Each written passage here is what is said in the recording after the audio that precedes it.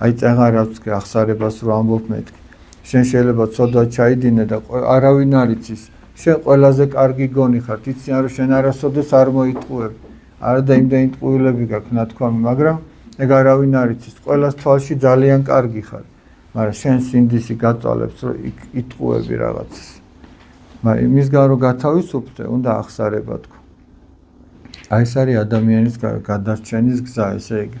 როდესაც ადამიანი ახსარებას ამბობს მისი გული დაისვენებს მე აი სულ უყვები ხომ ერთ ასეთ ამბავს ესე იგი ერთი კაცი რაღაცა ბოსტნეულს ყიდიდა დაუშვათ კომბოსტოს ყიდიდა რაღაცა ჭარხას ყიდიდა და ხა ტომარაში ხო ბევრი ხოა წვია და ამა რა გააკეთა ნახეთ ძირში ჩააწყო ქვები და ზემოდან ეს ჭარხალი მოაყარა მოდი ზემოდან ეს ჭარხალი ბოსტნეული მოაყარა რატო გააკეთა ეს თქვენი აზრით ბევრი გამოჩენილიყო მძიმე რო ყოფილიყო 8 წონიდან რო იტყოდნენ 50 კილოა და სინამდვილეში შეიძლება 5 კილოა იქიდან ბოსტნეული და დანარჩენი ქვები და მან გაყიდა როგორც 50 კილო გადაუხადეს როგორც 50 კილოს გავიდა 40 წელი და ამ კაცმა ვინც ეს მოტყუებით გაყიდა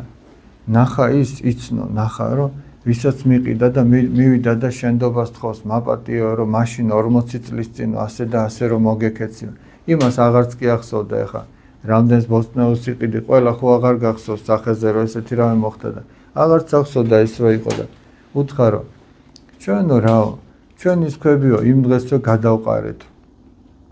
და შენ კიდე შესაძლოა ის 40 წელი ის ლოდები გულით გიტარებია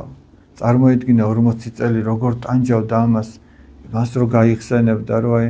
რა გავაკეთე ეს ფულის გამო სინდისი როგორ გავყიდე გესმით აი სინდისი ქენჯნიდა და აწამებდა აწვალებდა ხო და ერთადერთი საშუალება რომ გათავისუფლდე ეს არის რომ შენდობა ითხოვ ახსარება თქვა და ჩვენ ყველას გვაქვს რაღაც ისეთი რის გამოც შეიძლება ისა ვქნათ ახსარება თქვა ყველას გვაქვს რაღაცა ცოდვა გულის სიღრმეში რო ჩაიხედები შენ თავში რო ჩაიხედები აუცილებლად აღმოაჩენ